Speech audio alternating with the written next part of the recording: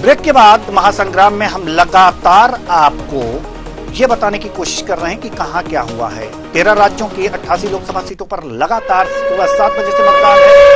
बड़ी खबर आ रही है और बड़ी खबर में आपको बताएंगे मतदान 1 बजे तक मतदान। असम में 46.3%। नौ जी, तो बिल्कुल बिहार की बात की जाए तो 0.80% मतदान हुआ। छत्तीसगढ़ में 53.9% मतदान हुआ। जम्मू कश्मीर में 42.88% मतदान हुआ। कर्नाटक में 38.23% मतदान हुआ है। केरल में 39.26% मतदान हुआ है। मध्य प्रदेश में 38.96 मतदान हो चुका है। 1 बजे तक महाराष्ट्र की बात की जाए तो 54.26 मतदान। राजस्थान की बात की जाए तो 40.39% मतदान। त्रिपुरा में भी आपको बता दें 54. उत्तर प्रदेश में अगर बात की जाए तो 35.73% तो मतदान। कुल मिलाकर के अगर जो देखा जाए तो त्रिपुरा में 54.47% मतदान हुए हैं और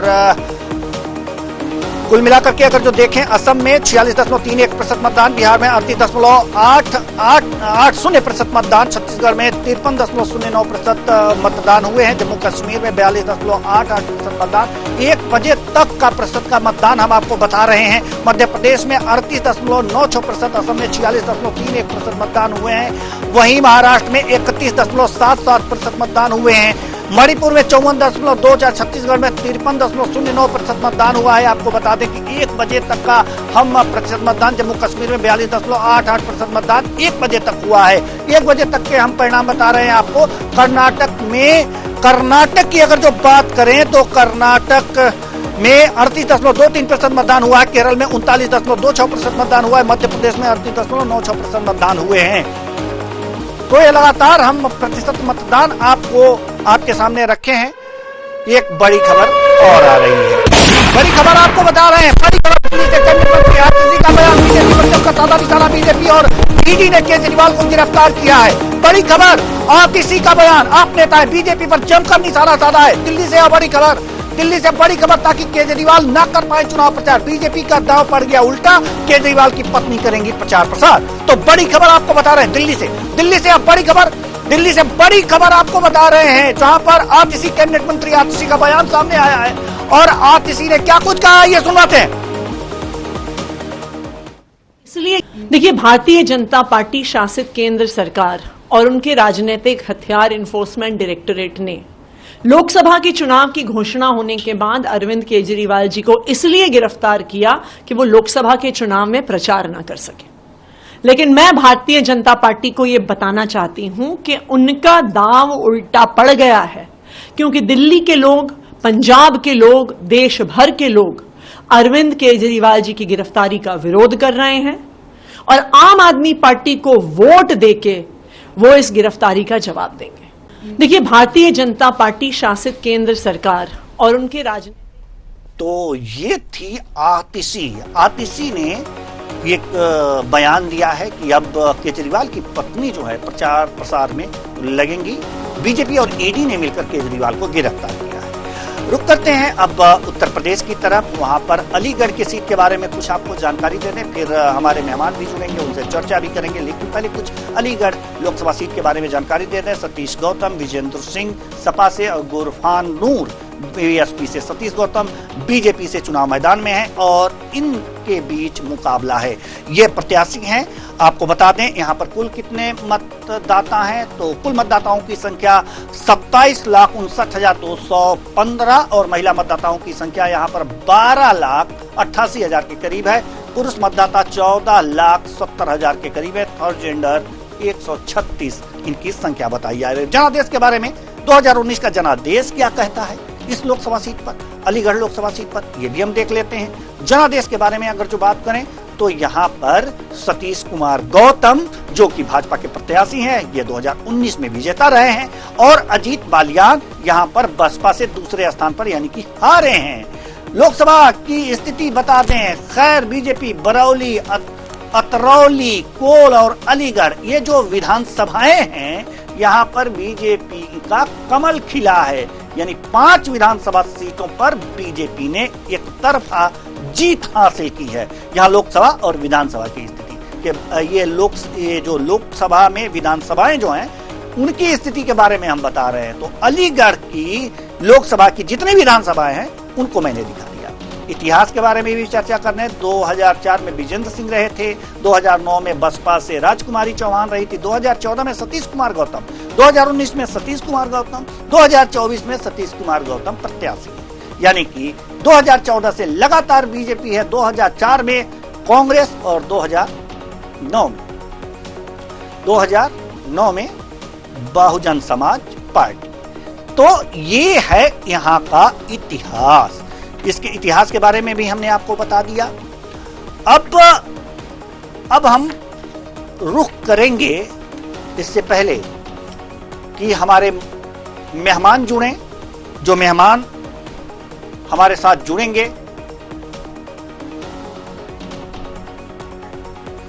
लेकिन इससे पहले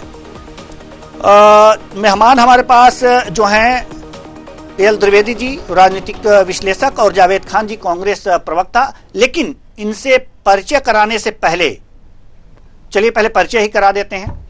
बहुत बहुत स्वागत है आप दोनों का हमारे इस कार्यक्रम में। चूंकि आपसे चर्चा की शुरुआत करें इससे पहले प्रधानमंत्री नरेंद्र मोदी ने अररिया में जो बयान दिया है उसको एक बार हम सुनवा दें आपको। आज ही बिहार के अररिया में क्या कुछ कहा है प्रधानमंत्री नरेंद्र मोदी ने, सुनिए। देश की जनता की माफी मांगनी चाहिए। माफी मांगनी चाहिए कि नहीं मांगनी चाहिए? माफी मांगनी चाहिए कि नहीं मांगनी चाहिए? साथियों, आज देश में राजनीति की दो मुख्य धाराएं बन गई हैं। एक धारा बीजेपी और एनडीए की है, जिसका मकसद है देश के लोगों को सशक्त करना, हर लाभार्थी के दरवाजे तक खुद जाकर उसे लाभ पहुंचे। इसके विपरीत एक ऐसी धारा है कांग्रेस और आरजेडी की, इंडी गठबंधन वालों का मकसद है देश के लोगों से छीनना, उन्हें तरसाकर रखना और खुद की तिजोरी भरना। जैसे कांग्रेस हो या आरजेडी, इन दोनों पार्टियों ने बिहार के लोगों को विकास के लिए तरसा कर रखा।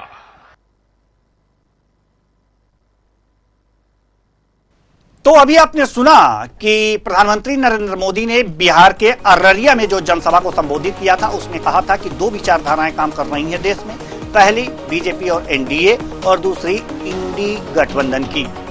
तो ये दो विचारधाराएं उन्होंने कहा है। आज इसी पर हम इसी विषय को लेकर के चर्चा करेंगे। बीच बीच में जो बड़ी खबरें आती रहेंगी हम दर्शकों तक पहुंचाते रहेंगे और चर्चा भी करते रहेंगे। उत्तर प्रदेश लोकसभा सीटों के बारे में भी हम बताते रहेंगे बीच बीच में जैसे ही मौका मिलेगा। लेकिन अब हम अपने मेहमानों की तरफ रुख करते हैं। हमारे मेहमान जो हैं रितेश मौर्य जी बीजेपी से हमारे साथ जुड़ चुके हैं। बहुत बहुत स्वागत है आपका हमारे इस कार्यक्रम में। एल द्विवेदी जी पहले से भी जुड़े हुए हैं, साथ ही साथ आपका भी एक बार और स्वागत कर लेते हैं। साथ ही साथ जावेद खान जी कांग्रेस प्रवक्ता आज पहले से ही मुस्तैद हैं, यहाँ पर जुड़े हुए हैं, आपका भी एक बार फिर स्वागत करते हैं और चर्चा की शुरुआत करते हैं। बयान आपने सुना, फिर सपा प्रत्याशी का बयान सुना आपने कि उन्होंने कहा कि मोदी सरकार का पतन निश्चित है। प्रधानमंत्री नरेंद्र मोदी ने ये बातें कही कि जो भी है देश में दो विचारधाराएं चल रही हैं, एक एनडीए और दूसरा इंडी गठबंधन की।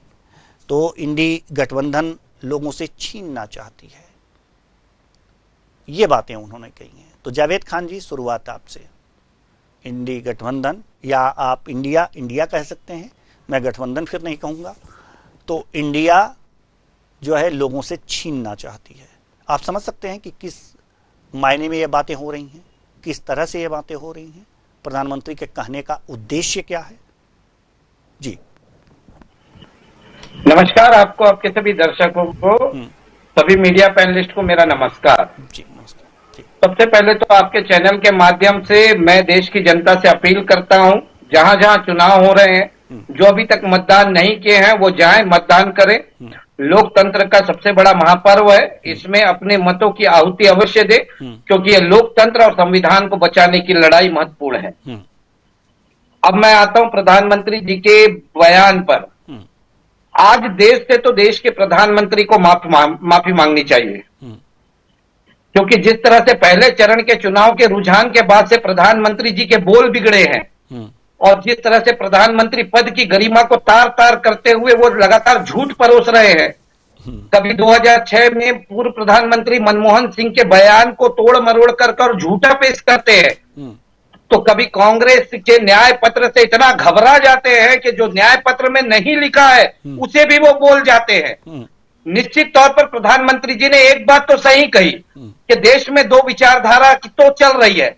एक विचारधारा वो जो देश को तोड़ने वाली है, जो देश को बांटने वाली है, जो देश के लोगों को विभाजित करने वाली है, और दूसरी विचारधारा जिसका नाम इंडिया है, इंडिया गठबंधन है, जिसका नाम भारत है, वो देश को जोड़ने वाली है। देश के प्रधानमंत्री कह रहे हैं कि मैं देने वाला हूं, लेने वाला नहीं हूं। अरे भैया, आपके 10 साल के कार्यकाल में देश की 70% जनता के पास जितना धन है उससे ज्यादा धन आपके 10-22 पूंजीपतियों के पास चला गया। आप क्या दे रहे हैं? 5 किलो राशन, और 5 किलो राशन दे करके आप ये कह रहे हैं कि मैं भगवान बन गया देश की 80 करोड़ जनता का। आप तो आए थे 2014 में, बहुत हुई महंगाई की मार, अब की बार मोदी सरकार करते हुए महंगाई दूर करने के लिए आए थे, बेरोजगारी दूर करने के लिए आए थे, महिला उत्पीड़न दूर करने आए थे, देश की सीमाओं को सुरक्षित करने के लिए आए थे। आज देश ना तो देश की सीमा सुरक्षित है, देश की महिलाएं सुरक्षित है, और रोजगार की बात करें, युवा तो पकोड़े तलने को रोजगार कहते हैं, और महंगाई की अगर बात करें तो 400 का सिलेंडर 1100 रुपया पहुंच गया। आज मोदी जी के पास 10 साल के कार्यों पर बात करने के लिए उनके पास कुछ भी नहीं है, तो वो सिर्फ और सिर्फ इसी तरह के कार्य कर रहे हैं। देवेंद्र जी, मैं तो आपको बताता हूं, तीसरे चौथे चरण पर पहुंचते पहुंचते नरेंद्र मोदी जी ऐसे ही सभा से रोते हुए नजर आएंगे, घड़ियाली आंसू बहाते नजर आएंगे, और अपने लिए वोटों की भीख मांगते नजर आएंगे। वोटों की भीख मांगते हुए नजर आएंगे। रितेश मौर्य जी, हम आपके पास आना चाहेंगे। और रितेश मौर्य जी, सवाल यहां पर यह है कि अभी अफजल अंसारी ने कहा कि जो सपा प्रत्याशी हैं, इन्होंने कहा कि बीजेपी का पतन निश्चित है, 150 सीटों पर सिमट जाएगी। क्या कहेंगे आप? समाजवादी पार्टी अपने अस्तित्व की लड़ाई। जी, आपकी आवाज हम तक सही तरीके से पहुंच नहीं पा रही है। किस प्रकार से वो मानसिक दिवालियापन हो गया है। मेरी आवाज आ रही है? जी जी जी। इस प्रकार से माफी दिवालियापन हो गया है, जो मोदी जी पर इस प्रकार से टिप्पणी कर रहे हैं कि अब ये अंतिम है। मुझे लगता है कि समाजवादी पार्टी का ये अंतिम चुनाव हो सकता है, लेकिन भारतीय जनता पार्टी का ये अंतिम चुनाव नहीं है, क्योंकि ये बात क्लियर हो चुकी है। जब धारा 370 का राम मंदिर का निर्माण हुआ, जब तीनों राज्यों में भारतीय जनता पार्टी की सरकार बनी, और मोदी जी की सभाओं में स्वयं लोग जब आते हैं, तो इस बात का प्रमाण है कि देश की जनता मोदी जी के साथ है। 10 वर्षों का जो काम है वो बोलता है। 2014 के पहले की स्थिति को देश ने देखा है, जब पूरे देश के अलग अलग शहरों में बमबारी होता था, आतंकवाद की चरम सीमा पर था। आप 10 वर्षों में बता दीजिए कि कहाँ आतंकवादी घटना हुआ है या फिर भ्रष्टाचार हुआ है। कांग्रेस के पास कोई मुद्दा बचा नहीं है, इसलिए वो मोदी जी को गाली देने के सिवा कुछ काम नहीं है। केवल वो अडानी अंबानी की बात करते हैं। अरे आपके पास कोई सबूत है, भ्रष्टाचार हुआ है, कोई हुआ है, तो आप उसकी सबूत कीजिए, आप सुप्रीम कोर्ट जाइए। लेकिन मुझे लगता है केवल आरोप लगा देने से देश की जनता को बरकरार नहीं जा सकता। देश की जनता, और छत्तीसगढ़ की मैं बात करूं, आज पूरे यहाँ पर लोकसभा का चुनाव हो रहा है, जिस प्रकार से जो बातें आई है रुझानों के 5% बढ़ने का, मुझे लगता है कि जब 4 दिन को जब रिजल्ट निकलेगा तो हमारा जो नाम है 4 से 5, वो निश्चित रूप से पूरा नमूना वो नजर आएगा। और तब हम बात करेंगे, जो विपक्ष के नेता जो प्रवक्ता जो बात कर रहे हैं, उससे हम सवाल जवाब किसी भी तरह से मान सकते हैं। बिल्कुल बिल्कुल। जावेद जी कुछ कहना चाह रहे हैं? जल्दी से अपनी बात रख लीजिए, क्योंकि अभी हमें द्विवेदी जी के पास भी जाना है और हमारे लखनऊ ब्यूरो हेड भी हमारे साथ जुड़ गए हैं, प्रशांत राव, तो उनके पास भी जाना है। कुछ जरूरी जानकारी उत्तर प्रदेश के चुनाव से संबंधित लेनी है, तो जल्दी से अपनी बात रखिए। देखिए देवेंद्र जी, साथी प्रवक्ता जी ने कहा कि मानसिक दिवालियापन से गुजर रही है दूसरी पार्टी है। बस यही तो लोकतंत्र को लेकर के जो इनकी सोच है ना, इसी लोकतंत्र को बचाने की लड़ाई है। मानसिक दिवालियापन से तो देश के प्रधानमंत्री जी गुजर रहे हैं। मैं तो इन्हें चैलेंज करता हूं कि जो जो चीजें न्याय पत्र को लेकर के देश के प्रधानमंत्री जी खुले मन से कह रहे हैं, अगर उन चीजों को आज आपके चैनल के सामने ये साबित कर दे कि न्याय पत्र में लिखा है, मैं डिबेट छोड़ करके चला जाऊंगा। मानसिक दिवालियापन जिसका जा रहा है पहले चरण के चुनाव के बाद, पूरा देश देख रहा है। और रही दूसरी बात, अभी ये सारी चीजें राम मंदिर बताए, धारा 370 बताए, लेकिन देश में महंगाई, बेरोजगारी, भूखमरी, महिला उत्पीड़न, देश की सुरक्षा, इस पे ये बात नहीं किए। इनके शीर्ष नेतृत्व इस पे बात नहीं कर सकते, ना इनके प्रवक्ता बात कर सकते हैं, क्योंकि इस पर इन्होंने पिछले 10 साल में कुछ किया ही नहीं है। वाह, तो देश की जनता क्या होते, मतलब आप कहना चाहते बेवकूफ जो लगातार हमें जिता रही है, छत्तीसगढ़ में जो जीत दी है या मध्य प्रदेश में जीत दी है, आप लोकतंत्र का माहौल आप मजाक उड़ा रहे हैं, आप जनता के मजाक उड़ा रहे हैं यहाँ पे बैठ करके। आपको मालूम होना चाहिए जनता भगवान होती है, वो अपने मध्य प्रदेश में वोट डालना चाहिए। कांग्रेस का मुद्दा क्या है, जिसको न्याय योजना की वो बात करती है, खाली चुनाव के लिए वो रोचक पत्र है। आप बता दीजिए, एक भी ऐसा छत्तीसगढ़ में आप एक ही बात कर रहे होंगे कि पिछले बार के घोषणा पत्र बोले हम 70,000 रुपये सालाना देंगे, अब 1 लाख रुपये बढ़ा दिए। केवल सत्ता हथियाने के लिए इस प्रकार का फरेबबाजी जो है करने का काम जो कांग्रेस करती है, लेकिन जनता बनी बात जाती है। 5 साल में राज किया है देश के अंदर, क्या आपने किया है? आपको मैं बता देना चाहता हूँ, देश का विश्व का रिकॉर्ड है, पिछले 100 घंटे में 100 किलोमीटर की सड़क का विकास इस कांग्रेस भारतीय जनता पार्टी सरकार में रहा है। तो आपने किया है कि चुनाव जीतते ही मतदान उल्टा जाएगा, 3 महीने के पैसे देने के राहुल गांधी जी जो है संसद में बैठ कर, चलिए ठीक है, चलिए ठीक है, ठीक है, ठीक है, ठीक है, ठीक है, हम आएंगे आपके पास, हम आएंगे आपके पास, लेकिन एल द्विवेदी जी के पास जाएं, एल द्विवेदी जी के पास जाएं, उससे पहले हम लखनऊ ब्यूरो हेड प्रशांत राव के पास चलेंगे। लेकिन उससे पहले एक बड़ी खबर, नौजीन जो है बड़ी खबर कर्नाटक से आ रही, जब कांग्रेस नेता राहुल गांधी का बयान सामने आया है। उन्होंने कहा है कि पीएम ने पिछले 10 साल में सिर्फ गरीबों से पैसा छीना। 22 लोग ऐसे जिनके पास ज्यादा धन है। तो बड़ी खबर आपको बता, जितना 70 करोड़ हिंदुस्तानियों के पास पैसा है, उतना जो है प्रधानमंत्री ने उन्हें पैसा दिया है। तो बड़ी खबर बता रहे हैं, जहां राहुल गांधी का बयान सामने आया, 22 लोग ऐसे हैं जिनके पास उतना धन है जितना 70 करोड़ हिंदुस्तानियों के पास है। बताइए, यानी कि 22 लोग बराबर 70 करोड़ हिंदुस्तान, बिल्कुल ऐसा बयान दिया है। तो अगर हम राहुल गांधी के इस बयान को भी सुन लेते हैं कि क्या कुछ कहा इन्होंने। कांग्रेस पक्ष समर्थवाಗಿದೆ होते दूसरा, नरेंद्र मोदी जी ने पिछले 10 साल सिर्फ गरीबों से पैसा छीना है। नरेंद्र मोदी और ಕಳೆದ 10 ವರ್ಷ ಕೇವಲ ಬಡವರಿಂದ ಹಣವನ್ನು ವಸೂಲಿ ಮಾಡಿದ್ದಾರೆ, ಕಸಿಕೊಂಡಿದ್ದಾರೆ, ಅರಬಪತಿ बना दिए, ಕೋಟ್ಯಾಧೀಶರನ್ನ ಸೃಷ್ಟಿ ಮಾಡಿದ್ದಾರೆ। 22 लोग हैं जिनके पास उतना ही धन है जितना 70 करोड़ हिंदुस्तानियों के पास है।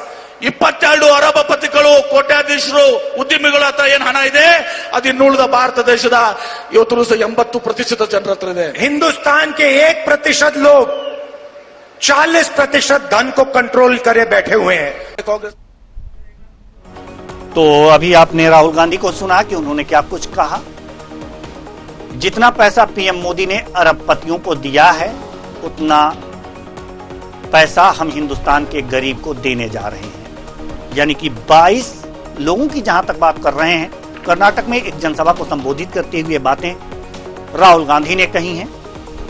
और इसी से मिलती जुलती बातें प्रधानमंत्री नरेंद्र मोदी ने बिहार के अररिया में एक जनसभा को संबोधित करते हुए कहा है। कुल मिलाकर के एक दूसरे का जवाब है। कहा जा रहा है। अब हम अपने मेहमानों के पास रुख करेंगे, मेहमानों के पास चलेंगे। मेहमानों से ये चर्चा तो शुरू हो चुकी है।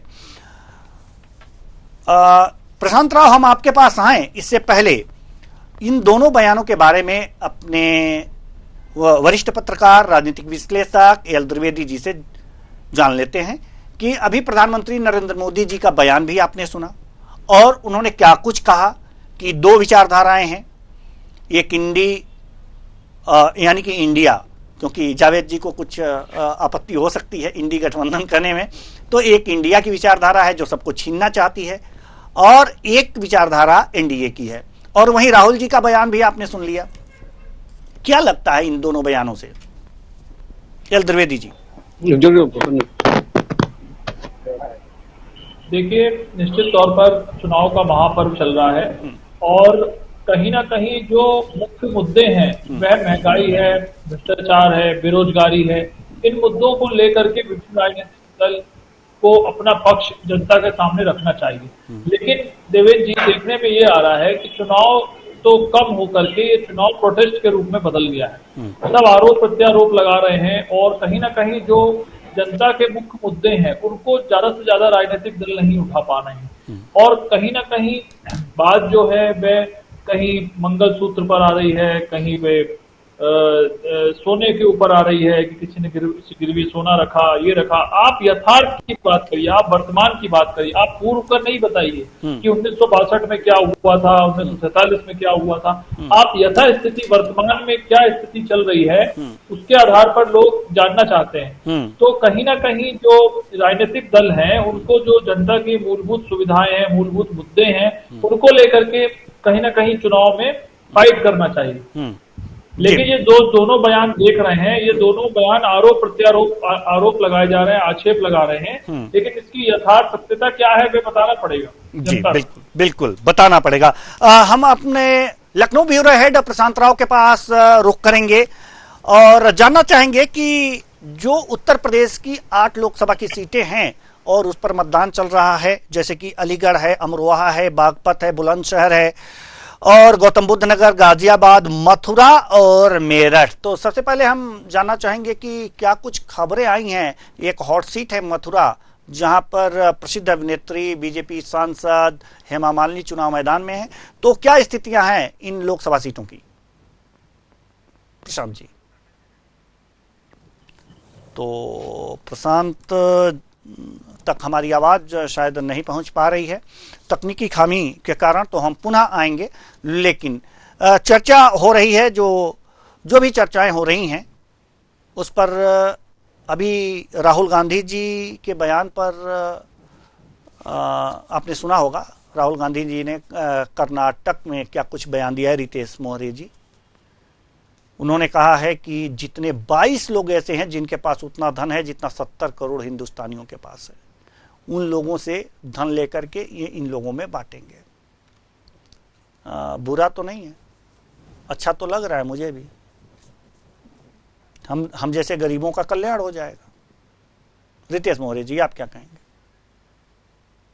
देखिए, राहुल गांधी जी के पास पता नहीं ये तथ्य कहाँ से आता है, कौन उनको ला के देता है और शायद उनकी स्क्रिप्ट में इस प्रकार से उसको डाल दिया जाता है ताकि इनकी भाषणों से लोग मीम बना करके उसका मजाक बनाए, रेस बनाकर डाले।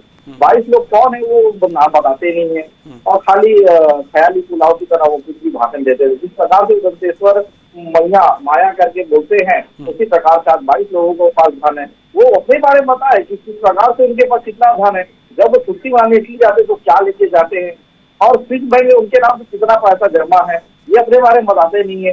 अरबपतियों के बारे में बात करते हैं। अरे भाई, अगर कुछ ऐसी बातें हैं, कोई सबूत है, कोई लिस्ट है, तो आप जाइए ना सुप्रीम कोर्ट। और ये देश को बरगलाने का काम भी कांग्रेस बार बार कर रही है सत्ता हथियाने के लिए, ये उनके मंसूबों में कामयाब नहीं होंगे। ऐसा है कि जनता जानती है कि इन्होंने 2004 से 2014 तक देश को क्या दिया है, क्या लिया है, सारी बातें देश के सामने। इसीलिए तो 2014 से लेकर के 2023 तक जो है सत्ता की चाबी मोदी जी के माध्यम से आई है।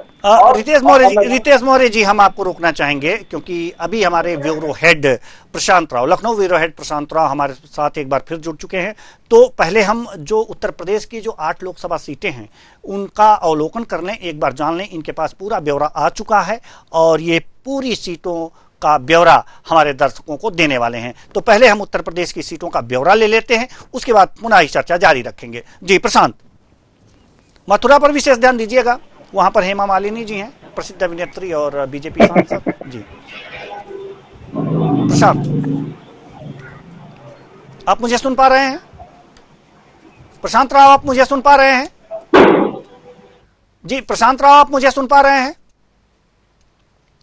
तो प्रशांत राव जी तक हमारी आवाज एक बार फिर नहीं पहुंच पा रही है। तो रितेश मौर्य जी, आपने जो भी कुछ कहा उस पर कुछ प्रतिक्रिया व्यक्त करना चाह रहे थे हमारे जो कांग्रेस के प्रवक्ता हैं। जी जावेद खान जी। रितेश जी कह रहे हैं कि राहुल गांधी जी के पास इतनी संपत्ति, कितनी संपत्ति। अरे भैया, 10 साल से सरकार में आप हैं, आप जांच करा लीजिए ना। आप तो 2014 के पहले बोले थे स्विस बैंक का की पूरी सूची जारी करेंगे हम, कितना काला धन किसके पास है, और वही स्विस बैंक के काले धन को ला करके 15-15 लाख सभी के खातों में बांटेंगे बोले थे। आज तो 10 साल हो गया, वो स्विस बैंक की सूची कहां है? पहली बात। दूसरी बात, राहुल गांधी जो कह रहे हैं कि जो 22 लोगों का नाम ले रहे हैं, बिल्कुल हम सत्ता में आने के बाद उस 22 लोगों के खिलाफ हम उनकी संपत्ति का जांच कराएंगे। अगर उनकी संपत्ति सही होगी तो उनकी संपत्ति उनके पास रहेगी, अगर गलत तरीके से उनकी संपत्ति वो अर्जित किए होंगे तो वो संपत्ति सरकार अपने कब्जे में लेगी। दूसरी बात देखिए, डर कैसे है इनको, वो आपने एक कहानी सुनी होगी कि एक राजा की जान तोते में होती है, तो प्रधानमंत्री मोदी जी की जान ना इन 22 तोतों में है, जिन्होंने देश की संपत्ति पर अपना कब्जा कर लिया है। जब जब राहुल गांधी इन तोतों का ना टेटवा दबाते हैं ना, और प्रधानमंत्री मोदी जी और पूरी भाजपा बौखला उठती है, और बौखला करके वो बयान ये देती है कि देश की जनता की संपत्ति का ये जांच करा करके देश की संपत्ति को मुस्लिमों में बांट देगी। जबकि कांग्रेस ये कह रही है कि इन 22 लोगों की संपत्ति की जांच होगी, और उस संपत्ति में अगर गलत तरीके से वो संपत्ति अर्जित होगी तो सरकार उसे ले लेगी, और लेने के बाद में देश चलिए एक बार फिर रोकना चाहेंगे हम आप लोगों को। जी, वो अपने तोतों में जान बचा करके रखा है। 22 तोते हैं, 22 तोते हैं आपके अनुसार। हम थोड़ा सा धैर्य रखने की बात करेंगे। आप दोनों मेहमानों से निवेदन करेंगे और माफ़ी भी मांगेंगे एक बार हम एल द्विवेदी जी से कि हम सिर्फ एक ही बार आ पाए, लेकिन यहाँ अपने ब्यूरो हेड प्रशांत राव के पास हम बार बार जाना चाह रहे हैं और लेकिन कभी आवाज़ नहीं पहुँच पा रही है। तो आप तक मेरी आवाज़ पहुँच रही है प्रशांत राव? जी प्रशांत राव, जैसे कि 8 लोकसभा सीटों पर इस समय उत्तर प्रदेश में चुनाव है, अमरोहा है और भी तमाम हैं, अलीगढ़, अमरोहा, बागपत, बुलंदशहर, गौतम बुद्ध नगर, गाजियाबाद, मथुरा और मेरठ। ये जो 8 लोकसभा सीटें हैं इन पर मतदान जारी है सुबह 7 बजे से। क्या स्थितियां हैं इनके बारे में थोड़ी सी आप जानकारी दे दें, क्योंकि अब तक आपके पास पूरा ब्यौरा आ चुका होगा। खासकर हॉट सीट अगर जो कहें उत्तर प्रदेश की तो इस समय मथुरा है, यहाँ पर प्रसिद्ध अभिनेत्री हेमा मालिनी और बीजेपी सांसद चुनाव मैदान में हैं। तो क्या वहाँ की स्थिति है? और बिल्कुल देवेंद्र जी, देखिए उत्तर प्रदेश में लगातार मतदान जारी है। शांतिपूर्ण ढंग से पूरे उत्तर प्रदेश में मतदान यहाँ किया जा रहा है और मथुरा की स्थिति की जाए बहुत अच्छी है। पहले के से ज्यादा यहाँ पर मतदान प्रतिशत हो रहा है। जिस तरीके से सुबह से ही मतदान केंद्रों पर भारी भीड़ लगी हुई है, मतदाताओं में उत्साह देखा जा रहा है, क्योंकि उत्तर प्रदेश में प्रशासन ने कड़ी मेहनत की है किस तरीके से लोकतंत्र के इस महापर्व में लोगों की भागीदारी बढ़ाई जाए। युवा वोटर्स हैं या वृद्धजन वोटर हैं, उनको किस तरीके से मतदान केंद्रों के लिए जागरूक किया जाए, क्योंकि आज गर्मी भी ज्यादा है। ऐसे में मतदान केंद्रों पर वरिष्ठ नागरिकों के लिए छाया की व्यवस्था भी की गई है और उसके साथ ही हवा की व्यवस्था की गई है, पानी की व्यवस्था की गई है, ताकि किसी भी मतदाता को कोई परेशानी ना हो। साथ कर जो विकलांगजन हैं उनको भी कोई परेशान ना हो, उनके लिए भी वहां व्यवस्था की गई है। बीएलओ को ड्यूटी पर लगाया गया है, 2 लोगों को सहायता के लिए भी लगाया गया, ताकि मतदाता जो आएंगे, चाहे उसमें वृद्धजन हो, जिनको पोलिंग बूथ से सीधे पोलिंग कक्ष तक ले जाएं, और इसके साथ ही जो विकलांग लोग हैं उनको ले जाकर उनका मतदान हो सके, उसके लिए व्यवस्थाएं सुनिश्चित की गई। इसलिए उत्तर प्रदेश में जो अभी प्रतिशत देखा जा रहा है वो करीब 38% के करीब वोटिंग तमाम जिलों में हो चुकी है, ऐसा अनुमान लगाया जा रहा है। 2 बजे का आंकड़ा बस थोड़ी ही देर में जारी होने वाला है। उत्तर प्रदेश में मथुरा है, अलीगढ़ है, इसके साथ ही बागपत है, गौतम बुद्ध नगर है, गाजियाबाद है, मेरठ है। यहाँ पर जो चुनाव हो रहे हैं खासा उत्साह देखा जा रहा है। अगर वोटिंग प्रतिशत बढ़ता है उससे लोकतंत्र ही मजबूत होगा। साथ ही साथ जिस तरीके से युवाओं की मतदाता, जो यहाँ युवा मतदाता हैं, उनकी भागीदारी सुनिश्चित करने को लेकर जागरूक किया गया है। इलेक्शन कमीशन हो या फिर जिला निर्वाचन अधिकारी हो, उन्होंने तमाम तैयारियां की, मतदाताओं को समझाने का काम किया है। इस बार जो डिजिटलाइजेशन हुआ है, डिजिटल तरीके से लोग ये पता कर सकते थे कि उनका बूथ कहां पर है, अपने जो वोटर कार्ड हैं उनकी संख्या डालकर यह पता कर सकते हैं किस बूथ संख्या पर वोट डालेंगे, बूथ कितनी दूर है, और बूथ के लिए इस बार जो मैप लोकेशन भी रखी गई थी, लोग आसानी से पहुंच सके। पिछली बार जो देखा जाता देवेंद्र जी कि जब कोई मतदाता अपने वाहन से पोलिंग बूथ तक पहुंचता था तो उनके वाहनों के साथ जो है पुलिस रोक टोक करती थी, वाहनों को पंचर कर दिया जाता, रोक दिया जाता था। हालांकि आमतौर पर देखा जाए भारी वाहनों पर रोक लगा दिया गया, वाणिज्य करके वाहनों पर रोक लगा दिया गया, लेकिन अगर कोई मतदान करने आता है तो एक मतदान से 200 मीटर की दूरी सुनिश्चित कर दी गई है, उसमें प्रवेश नहीं करने दिया जाएगा। उसके बाहर लोग वाहन करके अपना मतदान कर सकते हैं। लोग परिवार के साथ भी पहुंच रहे हैं, पत्नी है, बेटी है, माँ है, इनको लेकर जा रहे हैं, वोटिंग हो रही है, तो काफी उत्साह है। मथुरा की बात की जाए, क्योंकि मथुरा में जिस तरीके से मुख्यमंत्री योगी आदित्यनाथ और प्रधानमंत्री नरेंद्र मोदी ने विकास की बात को लेकर यहाँ वोट मांगा था, तो अन्य दल हो चाहे इंडिया गठबंधन हो, उनके नेताओं ने भी विकास को लेकर वोट मांगा है। बीएसपी चीफ मायावती ने भी सर्वजन सुखाय की नीति पर वोट मांगा है। और अगर जो वोटिंग प्रतिशत बढ़ रहा है, इससे सभी पार्टियों को फायदा होगा, क्योंकि वोटिंग प्रतिशत बढ़ने से उनका भी जो वोट शेयर बढ़ेगा, तो निश्चित तौर से लोकतंत्र के महापर्व में लोगों की भागीदारी सुनिश्चित होना यह बहुत अच्छी बात है। और इससे देश का जो रिजल्ट होगा वो पॉजिटिव वे में होगा, और इससे जिस भी दल को बहुमत मिलेगा तो बढ़ोतरी की दर में मिलेगा। इससे जो हो गई कि एक नई जागरूकता आएगी, आने वाले समय में जो लोकतंत्र के महापर्व होंगे उसमें लोगों की और भागीदारी सुनिश्चित होगी। लेकिन आज जो चुनाव हो रहे हैं इन सीटों पर, उससे उत्तर प्रदेश में एक नई राजनीति बनेगी और इसी से तीसरे चरण का मतदान तय होगा कि किस ओर मुड़ने वाला होगा। जैसे कि तमाम जो एग्जिट पोल होते हैं वो इन्हीं अनुभव के आधार पर आगे मतदाता तय करते हैं किस पार्टी को वोट देना है। 2 चरण उत्तर प्रदेश में पश्चिम के संपन्न हो रहे हैं और इसके बाद धीमे धीमे जो आगे जो ये चरण बढ़ेगा और जो अंतिम चरण होगा पूर्वांचल की तरफ होगा, पश्चिम से पूर्वांचल तक का जो उत्तर प्रदेश का सफर होगा उससे धीमे धीमे जो वोटिंग हो रही, पहले 8 सीटों पर हुई, अब 8 सीटों पर हुई है और यहाँ सभी दल अपनी जीत का दावा कर रहे हैं। तो ऐसे में देखा जाए कि जो 100 प्रत्याशी दूसरे चरण में उतरे हैं ये सबसे महत्वपूर्ण है, जिसमें खासकर यहाँ देखा जाए इंडिया गठबंधन के प्रत्याशी हैं, भारतीय जनता पार्टी के प्रत्याशी हैं, बहुजन समाज पार्टी के प्रत्याशी, निर्दलीय प्रत्याशी हैं। तो आज जो वोटिंग शेयर अब बढ़ा है उससे एक तरीके से इलेक्शन कमीशन हो या फिर जो जिला निर्वाचन अधिकारी हो, उनमें कहीं ना कहीं उत्साह भी देखने को मिला कि उनकी मेहनत रंग ला रही है। जी मेहनत तो रंग ला रही है, आपने ये बातें सही कही हैं। प्रशांत, एक सवाल का जवाब और दें इससे पहले बिल्कुल, तो बड़ी खबर खजुराहो से आ रही है जहां सुप्रीम कोर्ट के फैसले पर बोले वीडी शर्मा, सुप्रीम कोर्ट का फैसला अपेक्षित था और चुनाव आयोग संवैधानिक संस्था है, ऐसा खजुराहो में वीडी शर्मा ने कहा है। उन्होंने जो है दिग्विजय सिंह पर तंज कसा है और कहा है कि कांग्रेस जो है ईवीएम पर सवाल उठाती है और हार का ठीकरा ईवीएम पर फोड़ती है, ऐसा बड़ा बयान वीडी शर्मा ने दिया है। आपको बता दें कि खजुराहो में सुप्रीम कोर्ट के फैसले को अपेक्षित था, ऐसा उनका कहना है। चुनाव आयोग संवैधानिक संस्था है। दिग्विजय सिंह पर भी उन्होंने तंज कसते हुए कहा है कि कांग्रेस ईवीएम पर फोड़ते हैं हार का ठीकरा, कोर्ट इनके खिलाफ कार्रवाई करे। तो क्या कुछ कहा वीडी शर्मा ने, आइए सुन भी लेते हैं। का फैसला, सुप्रीम कोर्ट का फैसला अपेक्षित था ही और इलेक्शन कमीशन संवैधानिक संस्था है। कानून के दायरे में काम करती है। उन्होंने ईवीएम कोई एक नहीं, पूरे देश के अंदर, दुनिया के अंदर लोग इस पर इलेक्शन कमीशन काम कराता है, लेकिन कांग्रेस और तथाकथित कांग्रेस के नेता दिग्विजय सिंह जैसे लोग अपनी हार के ठीकरा फोड़ने के लिए ईवीएम के नाम का दुरुपयोग करना और न्यायालय का और देश का समय बर्बाद करना, पैसा खराब करना, इसका जवाब मैं तो कहता हूं न्यायालय को इनके खिलाफ भी कार्रवाई करनी चाहिए। तो चुनाव आयोग संवैधानिक संस्था है, ऐसा वीडी शर्मा का कहना है। और साथ ही साथ उन्होंने ये भी कहा है कि जब चुनाव लोग हार जाते हैं तो इसका ठीकरा ईवीएम पे फोड़ देते हैं। ये कांग्रेस पर इन्होंने एक और बड़ी खबर नौजीत।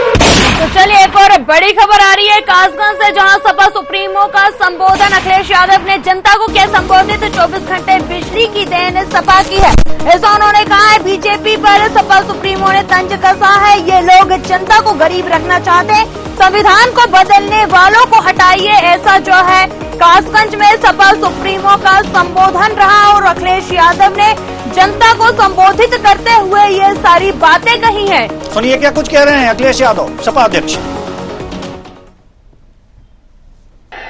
क्या कारखाने उद्योग का सपना दिखाया था, कुछ लगा? बताओ, एम्बुलेंस खराब कर दी कि नहीं कर दी? पुलिस को बेईमान बना दिया कि नहीं बना दिया? और हमारे जिला अस्पतालों में भी किसी गरीब का इलाज नहीं हो पा रहा है। ये जितने भी सड़क, जितनी समाजवादियों ने चौड़ी सड़क बनाई थी उतनी ये चौड़ी सड़क आ गई, ये चौड़ी सड़क भी नहीं बना पाए। बिजली पे जितना काम किया हम लोगों ने, ये बिजली का भी काम नहीं आगे बढ़ा पाए। ये जो आज बिजली मिल भी रही है, ये समाजवादियों की देन है। समाजवादियों ने अगर सब स्टेशन न बनाए होते, समाजवादियों ने अगर तार नए न लगाए होते, उस समय पर फैसला न लिया होता, और बड़े बड़े कारखाने जो बिजली के लगाए थे, अगर वो न लगाए होते तो आज उत्तर प्रदेश में बिजली नहीं होती। मुझे याद है एटा में, और आपने देखा होगा, इधर आसपास का सबसे बड़ा कारखाना बिजली का लगने जा रहा था, लग चुका है। कब शुरू किया था याद करो आप? कभी एटा की जीटी रोड पे देखे गए कि बड़ा बड़ा एक प्लांट लग रहा है वहां में? क्या तो ये थे सपा अध्यक्ष अखिलेश यादव, जहां पर उन्होंने कहा कि सपा सुप्रीमो का जो संबोधन हुआ है, यहां पर उन्होंने कहा है कि बिजली देने का काम जो है ये सपा ने किया है। एक और बड़ी खबर, बिल्कुल बड़ी खबर अलीगढ़ से आ रही है। विधानसभा 75 कॉल में ईवीएम खराब हो गई। आपको बता दें कि जल्लूपुर शहर में बूथ संख्या 313 पर ईवीएम खराब हो गई है। ईवीएम 313 खराब हो गई। 1 घंटे तक ईवीएम मशीन खराब रही। लाइन में लगे मतदाता होते रहे परेशान। अलीगढ़ के जल्लूपुर शहर का पूरा मामला बताया जा रहा है। तो बड़ी खबर आपको अलीपुर से बता रहे हैं, जहां ईवीएम खराब हो गई, जिसके चलते मतदाता परेशान होते हुए नजर आ रहे हैं।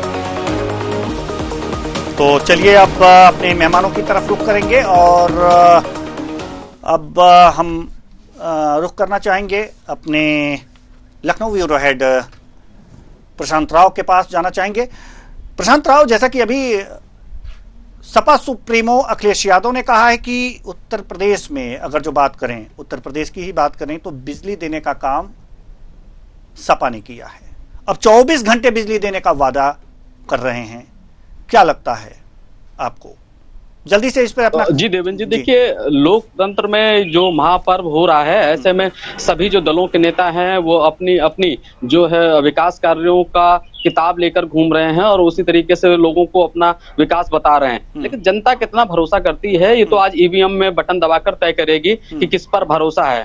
सपा सुप्रीमो अखिलेश यादव जिस तरीके से विकास की बात कर रहे हैं, निश्चित तौर से क्योंकि उत्तर प्रदेश के मुख्यमंत्री रहे हैं, तो विकास तो हर मुख्यमंत्री करता है और उसी आधार पर वो अपनी बातें गिना रहे हैं। जो वहां आज उन्होंने बयान दिया कि जो यहाँ लाइट मिल रही है वो सपा सरकार की देन है। निश्चित तौर से उन्होंने विकास कार्य किए हैं और उसी को वो आज गिना रहे हैं। उसी के बलबूते वो यहाँ पर जनता से वोट मांगने की कोशिश कर रहे हैं। जनता आने वाले चुनाव में उनकी जो साइकिल चुनाव निशान है उस पर कितना यहाँ पर बटन दबाकर उनको समर्थन करती है तो समय पर पता लगेगा। लेकिन जो 2017 से और 2024 तक की जो स्थिति समाजवादी पार्टी की है वो सभी के सामने है। समाजवादी पार्टी दिनों दिन गिरती रही, लेकिन 2022 में विधानसभा चुनाव में स्थिति संभली है। अब लोकसभा की बात की जाए, लोकसभा में समाजवादी पार्टी के साथ 2019 में यहाँ जो 5 प्रत्याशी जीते थे और उसके बाद यहाँ पर एक सीट जो, क्योंकि वो विधानसभा सदस्य चुने गए तो उसके बाद उनको आजमगढ़ छोड़ना पड़ा, बाई इलेक्शन हुआ, समाजवादी पार्टी के खाते चली गई। इसके साथ ही रामपुर से आजम खां को सजा होने के बाद वो सीट रिक्त हो गई। तो 5 सीटों में केवल समाजवादी पार्टी के पास ही 3 सीटें बची थी। ऐसे में अब उनके लिए सबसे महत्वपूर्ण बात होगी कि वह अपनी इन 3 सीटों पर कब्जा जमा पाते हैं कि नहीं है। वहीं बहुजन समाज पार्टी के पास उत्तर प्रदेश में 10 लोकसभा सीटों पर कब्जा था। हालांकि बहुजन समाज पार्टी ने गिरीश चंद्र जाटव के अलावा 9 प्रत्याशियों को टिकट नहीं दिया, जबकि उनके सिटिंग एमपी थे। नए प्रत्याशियों को उन्होंने मौका दिया है। भारतीय जनता पार्टी ने मथुरा से हेमा मालिनी पर विश्वास जताया है। इसके साथ ही डॉक्टर महेश शर्मा पर विश्वास जताया है। अलीगढ़ से सतीश गौतम के ऊपर विश्वास जताया है। यह सीटें वो काबिज कर पाते हैं, यह भी महत्वपूर्ण बात होगी। लेकिन जिस तरीके से उत्तर प्रदेश में प्रधानमंत्री नरेंद्र मोदी और मुख्यमंत्री योगी आदित्यनाथ ने यहाँ रैलियां की हैं और भारतीय जनता पार्टी जिस तरीके से लगातार कहती है कि 24 घंटे चुनावी मूड में रहती है, इसी तरीके से इस बार भारतीय जनता पार्टी ने जो जीत को लेकर यहाँ तैयारी की थी, बूथ लेवल पर की थी, उसमें उन्होंने बन्ना प्रमुख बनाया था, बूथ प्रमुख बनाया था, जिसमें बूथ प्रमुख के साथ ही ऐसे लोग रखे गए थे, केवल 10 वोटर को एक कार्यकर्ता यहाँ पर प्रतिदिन भारतीय जनता पार्टी की नीतियां गिनाएगा, जिसमें केंद्र सरकार की योजनाएं हो या राज्य सरकार की योजनाएं हैं। वहीं बहुजन समाज पार्टी ने भी लगातार कैडर कैंप लगाए थे, कैडर के कार्यकर्ताओं को महत्व दिए जाने की बात की थी। लेकिन सबसे अच्छी बात इस बार यह रही कि बहुजन समाज पार्टी ने अब की बार अपने कैडर के पदाधिकारियों को ज्यादातर टिकट दिया है, चलिए पुराने वरिष्ठ कार्यकर्ताओं को तरजीह दी है। ठीक है प्रशांत राव, हम आपके पास आएंगे। हम आना चाहेंगे एल द्विवेदी जी के पास। बड़ी धैर्य से हमारे bureau head, Lucknow bureau head और हमारे दोनों मेहमानों को उन्होंने आपने सुना, लेकिन एक सवाल का जवाब हम चाहेंगे कि प्रथम चरण और दूसरे चरण, प्रथम चरण का जब मतदान हुआ था और दूसरे चरण तक आते आते क्या इस चुनाव में सांप्रदायिक ध्रुवीकरण की गंध देखने को मिलने लगी है? एल द्विवेदी साहब जी, निश्चित तौर पर जिस प्रकार से देखिएगा आप, आगे मतदान बढ़ेगा और जो चरण है वो आगे जब बढ़ेंगे तो आप देखिएगा वोट का पोलराइजेशन, चाहे वह भारतीय जनता पार्टी हो, चाहे वह कांग्रेस हो, चाहे वह अन्य राजनीतिक दल हो, वो धीरे धीरे अपने बयानों में इस चीज को लेकर आएगी। क्योंकि आपको देवेंद्र जी मैंने पहले भी बताया, इस देश में जो मुख्य मुद्दा है वो है महंगाई और बेरोजगारी। लेकिन इन मुद्दों पर कोई भी सरकार सही तरीके से कार्य नहीं कर रही है और कहीं ना कहीं इन मुद्दों पर कोई बात भी नहीं कर रही है। बल्कि सबसे महत्वपूर्ण मुद्दा राजनीतिक जितने भी जो दल हैं उनको इन मुद्दों पर बात करना चाहिए। लेकिन बात कहाँ पर हो रही है? बात मंगलसूत्र पर हो रही है, बात आपका सोना गिरवी रख देंगे, बात हो रही है विरासत टैक्स की बात हो रही है। बल्कि वह सिर्फ एक ओपिनियन है, वह एक तरीका है। जैसे मैंने पूर्व में बयान भी सुना तो जो 55% की जो बात की जा रही है, जो टैक्स की, जो विरासत टैक्स की बात हो रही है, जो विदेशों में लगता भी है, उसका एक प्रोसेस क्या है, वो लगाते क्यों है, वहाँ तरीका क्या है, वो लिया क्यों जाता है, उसका भी आदमी को अध्ययन करना चाहिए। बिल्कुल। लेकिन यहाँ बात क्या हो रही है? यहाँ ये बात हो रही है कि अगर सत्ता में आएंगे तो वह आपसे आपका विरासत टैक्स लिया जाएगा। लेकिन आप ये चीज समझिए, यूएस में जो एक मेरे विभिन्न मित्र हैं जो वहां पे वर्क कर रहे हैं, कार्य कर रहे हैं, वहां पर आप देखिए एम्प्लॉयमेंट की दर कितनी कम है, वहां पर बेरोजगारी नहीं है। और अगर वहां बेरोजगारी होती भी है, वहां बेरोजगार अगर कोई व्यक्ति होता भी है तो एम्प्लॉयमेंट के जो एक्सचेंज है वह बताया वहां कार्य करते हैं, वहां पर कहीं ना कहीं भत्ता दिया जाता है और उनको लगातार पुश किया जाता है कि आप जाकर के नौकरी कीजिए। विभिन्न जो संगठन है वह कार्य करते हो, कहीं ना कहीं 6 महीने के अंदर उस व्यक्ति को वहां पर रोजगार मिलता है, वह लगातार उससे फॉलोअप करते हैं। क्या ऐसी जो स्थिति है वह हमारे देश में निर्मित नहीं हो सकती? बल्कि हमारे पास उससे ज्यादा वर्क पावर है, वर्क फोर्स है, एम्प्लॉयमेंट एक्सचेंज है। लेकिन कहीं ना कहीं उस प्रकार की जो कार्य है वह हमारे देश में नहीं हो पा रहा, सही ढंग से नहीं चल पा रहे हैं। और इसलिए इस प्रकार से बेरोजगारी की जो दर है वह लगातार बढ़ती चली जा रही है। और जब बेरोजगारी की दर बढ़ेगी तो कहीं ना कहीं महंगाई भी बढ़ती चली जा रही है। तो इन मुद्दों को लेकर के राजनीतिक दलों को अपना दृष्टि, अपना विजन क्लियर करना चाहिए कि आने वाले चुनाव में अगर वह जीतते हैं तो वह क्या युवाओं के लिए क्या नई योजनाएं लेकर आएंगे जिससे बेरोजगारी की दर कम हो और महंगाई को कंट्रोल किया जाए। बिल्कुल बिल्कुल, कि क्या और योजनाएं आनी चाहिए, बेरोजगारी कैसे कम हो, ये दोनों पार्टियों को सोचना चाहिए, चाहे बीजेपी हो या कांग्रेस हो। अब चूंकि समय अब नहीं बचा है कि इस चर्चा को और आगे बढ़ाएं। सभी मेहमानों का बहुत बहुत धन्यवाद, आप आए और अपने अपने विचार साझा किए। लेकिन एक बड़ी खबर आ रही है जहां बारिश ने मतदान को प्रभावित किया है। मैनपुरी क्षेत्र में 1 घंटे तक लगातार होती रही बारिश, बादल के साथ कई क्षेत्रों में जबरदस्त बारिश रही। तो बड़ी खबर आपको बता रहे गरियाबंद से, जहां बारिश ने मतदान को किया प्रभावित। मैनपुरी में 1 घंटे तक लगातार बारिश होती रही, बादल के साथ कई क्षेत्रों में जबरदस्त बारिश हुई। भारी बारिश से लोगों को हो रही है परेशानी।